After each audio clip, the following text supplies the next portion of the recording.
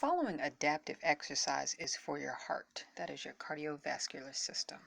You're going to start off seated in a chair next to a couch end.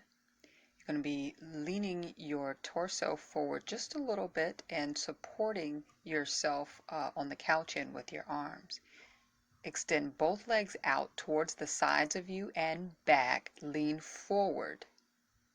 Perform one push-up leaning down onto the couch end. Bring the legs back forward and then arms overhead. Repeat as rapidly as you can.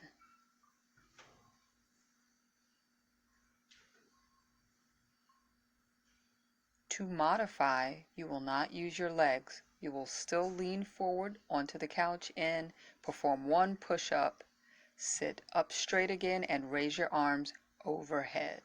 Repeat.